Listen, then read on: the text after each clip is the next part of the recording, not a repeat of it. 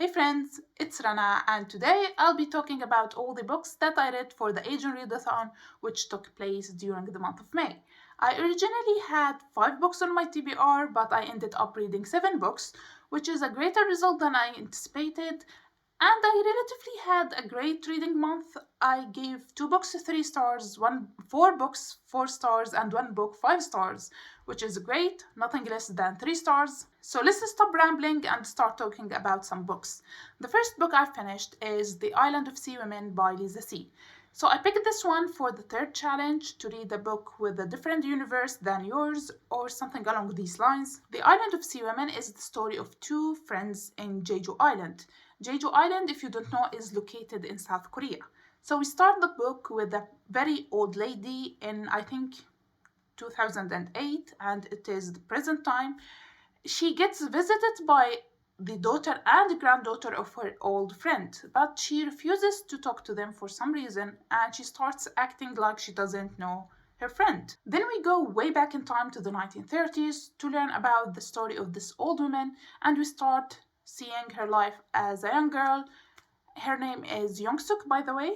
We see how she became a hanya, like her mother, which is the women divers of Jeju Island. They make their living by diving in the sea and catching sea creatures and sell them. We also learn how she became friends with Mija, their lives in Jeju Island during the Japanese occupation, and how they slowly grew apart because of some harsh circumstances. I, like an idiot, went into this book not knowing much, so I assumed that it will only or mostly talk about Hanyas and their jobs as Hanyas in Jeju Island, but it ended up being way more than I signed up for. It is a book about friendship, family, and war. I really loved the family and friendship parts of the story, but was immensely horrified by the 4-3 massacre. I know some things about the Japanese occupation of South Korea. I read some books about it, saw some TV shows about it, so I'm not totally ignorant, but I never heard anything about what happened to the people of Jeju Island after they gained their independence from Japan. After the independence, some Koreans, including the president, wanted to establish a separate government in South Korea by dividing the North and the South. Jeju Islanders were against that division, and they stood up against it and protested. Well, military and police officers attacked the islanders and killed many numbers of them in what is now known as the 4-3 incident or the 3rd of April massacre. There is no specific number of victims, but from what I gathered from around the internet, it is estimated to be 30,000 people were killed in fights between factions in Jeju Island, and it went on for around 6 months. The scene where the 3rd of April massacre was depicted in the book was horrifying to me. Like, I'm always stunned reading about real people killing other real people, but when people kill their own people, their own blood, people from their own country, it is when I am the most disturbed. Sadly, I know that it happens all the time, all over the world, but I think it requires a whole new level of evilness to do it. So yeah, obviously this book wasn't a happy, fun one. It was really heartbreaking and sad. I liked the friendship in it and the family relationship in it, but the ending was heartbreaking and sad, so prepare for it if you are planning to read this book. But it is a great book. I gave it 5 out of 5 stars. It is the only book I gave 5 stars this month, and I loved it. The plot is very good. All the characters felt realistic, and the research done to make this novel is incredible. I admire Lisa C for all her hard work to make this novel as historically accurate as possible. I really love this book, and I would highly recommend it to anyone who love reading historical fiction. The next book I finished is Frankenstein in Baghdad by Ahmed Sadawi. This book I read for the first challenge to read a book by an Asian author. Ahmed Sadawi is an Iraqi author. This book is set in war-torn Baghdad in around 2005, and we follow Hadi. His main job is to buy old furniture, fix them and resell them. I read the original text, which was written in Arabic, so I don't really know what English word the translator used to describe his job, but I hope you get the idea. Anyway, so he starts collecting human body parts from the corpses of bombing victims from all the bombings that happened back then in Baghdad, and he starts stitching them together to create a corpse. He finishes this corpse by stitching the last piece of it, which was the nose, and the corpse disappears overnight. And a wave of eerie murders start happening all over the city. The book not only follows Hadi's story, it also follows other characters. I think there are around 6 side characters. We follow their stories. The book had a promising start, but then it started dragging and going off track, and it didn't really talk about the monster as much as I expected. It focused more on the other characters, where I think weren't as important to the story. Towards the middle of the book, it got real boring, but it was still readable for me and a little bit interesting until the focus totally shifted towards the journalist Mahmoud and his love interest and his fantasies, which I really hated. I found it disgusting, and it reminded me why I hate reading Arabic novels, because they always add sex scenes in it without them adding anything to the story and without being important to the plot or anything. I would have gave the book a better rating if it didn't focus so much on Mahmoud's fantasies, but it left a really sour taste in my mouth, which ruined the book for me a little. The other thing that I didn't like about this book is that it is not plot driven. The center of attention of the book is not the plot. Rather, it focuses more on the idea and the message of war and how it affects people and change them, and how we create heroes but ruin them in the end. A great message to have behind this novel, but I need a little bit of a plot to enjoy the book, and the plot went nowhere here. I won't lie and say that I understood the ending, because I didn't. Overall, I gave this book 3 out of 5 stars. I think it had a great idea behind it, but it needed a better execution than that. And by the way, many people on Goodreads shelved this book as horror, but it is not even in the slightest. The next book I finished is The Magic Fish by Trong Lee Nguyen. This is a graphic novel by a Vietnamese author. I know I made a mistake in my TBR video and said he is a Filipino, but I was wrong. He is actually Vietnamese, and I'm sorry about that mistake. I read this book for the 5th challenge, which was to read a book with a high rating or that it was recommended to you. I read this book in one sitting at work, and it was fun. It follows the story of a young boy. I won't try to pronounce any of these names because I don't know how, and I don't want to offend anyone. So we will call him the young boy. This young boy is the son of Vietnamese immigrants, and he has a really close relationship with them.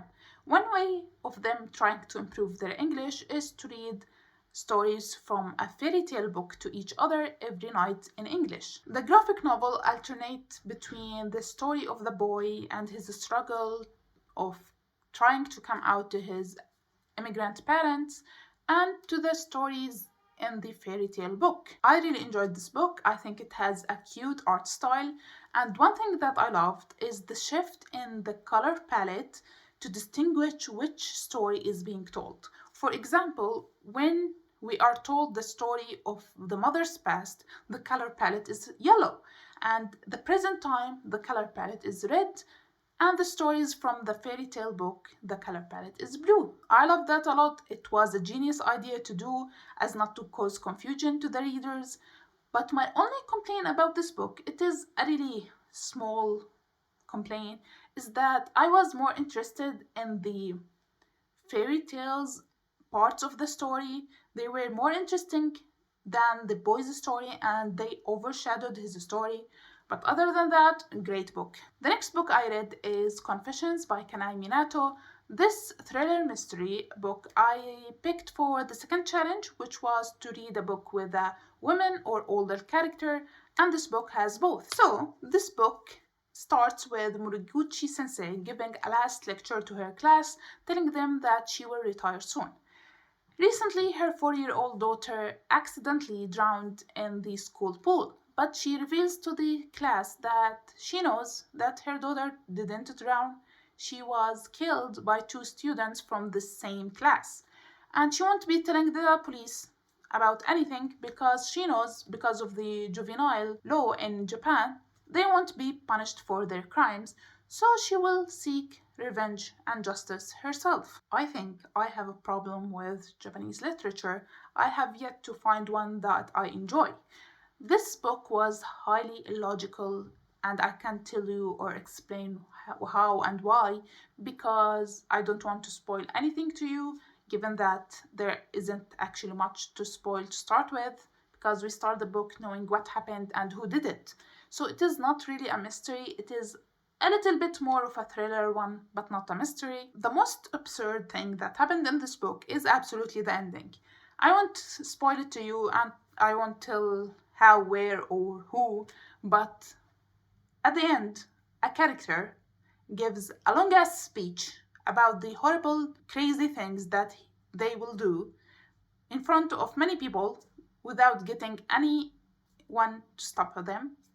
Then, after that, another character gives another long speech, again without any interruption, which was really highly unrealistic given the time and the setting of these 2 long speeches. Also, the book tells nearly the same story over and over and over again from different people's perspective, which made it really redundant. I would have forgive the repetitiveness of this book if we got a good ending, but we didn't. So I give this book a very generous 3 out of 5 stars. It is more of a 2.5, but let's say a 3 stars. Also, this book is insanely popular in Japan, and it was also turned to an equally popular movie, which is crazy to me. It was interesting, but I didn't really like it. Yes, I see the appeal, but it is not my taste. I think my taste and the Japanese literature and taste don't really align, so I'll keep searching for a good Japanese book that match my taste. The next book I finished is The Sword of Kaigen by M.L. Wang. This one I picked for the 5th and last challenge is to read a book with a cover worth of googly eyes. This is a standalone fantasy which is really rare to start with, and it is a Japanese inspired one. This book follows a housewife and a mother of 3 called Misaki, and she is married to a very powerful family. She spends most of her days, boring long days, doing housework stuff and raising her children. But she has a past that no one around her knows about. And we also follow her eldest son, Mamoru.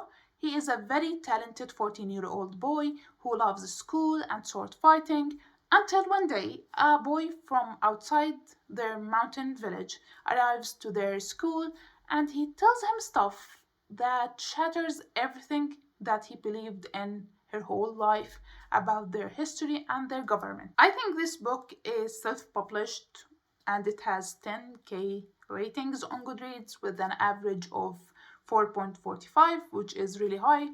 So obviously I went into this book with sky-high expectations because this book is really well praised in the fantasy community. I know not many people read it and it is not as popular, but people who read it really love it. So when I went into it, I had really high expectations. I enjoyed it, really did, but not as much as I expected, which is really my fault for always having such high expectations. It is a very different book from anything I ever read. It is categorized as high fantasy, but it is set in our modern world with technology like TVs and phone-like devices, which was really weird at first reading about it, but it eventually made sense. Also, the magic system is really interesting and new to me. I never read anything like it before.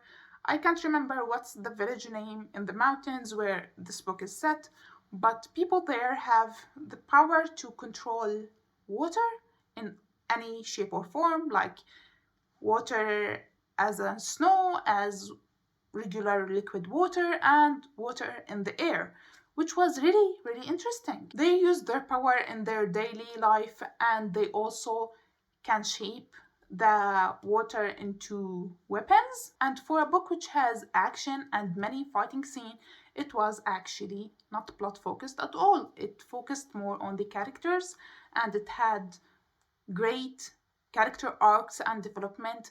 So it worked even for someone like me who don't really like character focused books, but it was done very well to the point that a plot lover like me enjoyed it. The conflict and the climax happened halfway through the book, which is really unusual for a fantasy book. Usually they have the climax near the ending, but this one it happened and ended halfway through. So the remaining half of the book focused on the characters, their thoughts, their grieving, which was really unusual. It is a very good book. I give it 4 out of 5 stars, mainly because it felt a little bit infodumpy with the magic system and all the politics, and I felt like I didn't understand some things and some things weren't really fully explained. I think the author did it that way to leave a space for her to write future books in this world, but as of now, it is a standalone book, and sometimes I felt a little bit overwhelmed by all the information, but it compensated for in other parts. And something worth noting is that if you know me, you know that I love character deaths in fantasy books, and I love authors who are not afraid of killing their characters. I was pleasantly surprised by M.L. Wang and the way she killed some characters in this book. It was really well done and I loved it. It was perfect. But if you want to read this book, bear in mind that it will become really slow after the climax, and it is heavily focused on characters, not on the plot. Now, for the 2 extra books that I read for Agent Readathon without them following any challenges, the first one is Crying in H Mart by Michelle Zauner. This is a memoir of Michelle Zauner's relationship to her mother, to food, losing her mother to cancer, and to exploring her Korean ethnicity. I vaguely heard about Michelle's band called Japanese Breakfast, but I never really listened to their music before. And in this book, she also talks about her music career, her bandmate and husband also. This was a good memoir. I enjoyed listening to Michelle narrating the audiobook herself. I liked hearing about her relationship with her mother, even though it was not the perfect mother-daughter relationship. I felt sometimes it was a bit toxic, but it is still interesting to see how Michelle still loved her mother and how people can love their families even though they sometimes can be abusive and toxic to them. I love reading memoirs, but I don't think this will be one of my all-time favorite memoirs. I think it had a problem with the writing style. I don't know if it was the problem with the audiobook itself or how it was written, because when I was listening to the audiobook, I don't know when she is talking about something, because sometimes she is talking about her childhood, sometimes she is talking about the time her mother got sick. And when listening to the audiobook, it was a little bit hard to understand sometime when she stopped talking about a timeline and started talking about the other.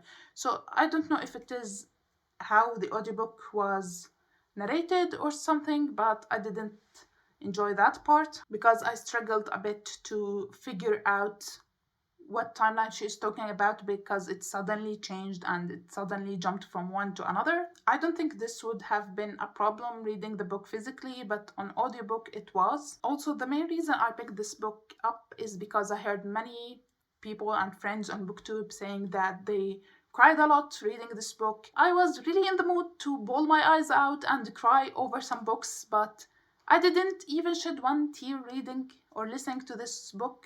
I don't know why. It is a sad book, but not cry-worthy, not for me at least. I think maybe because I read far sadder memoirs, so this one didn't hit me as much. But I give this book 4 out of 5 stars, and it was a decent one. And the second extra book I read for Agent Readathon, and the last one for this month, is A Cruelty Special to Our Species by Emily Jungmin Yoon. It is a poetry collection book, mainly talking about violence against Korean women known as comfort women, who were forced into sexual labor in Japanese-occupied territories in the Second World War. I don't really have much to say about this poetry collection book, but it is definitely #1 poetry collection book with the hardest topic to read about that I ever read. After I finished reading this book, I didn't want to rate it at all because the poetry style wasn't really my favorite. But in the end, I gave it 4 out of 5 stars because I loved the message behind this poetry book and what the poet wanted to deliver to us. And if you don't really like poetry at all and you don't want to read this book, go and educate yourself with quick research about comfort women and see what crimes the Japanese committed against them. So that's it for today's wrap up. I hope you liked it. Please subscribe to see my future videos and I will see you next time. Bye!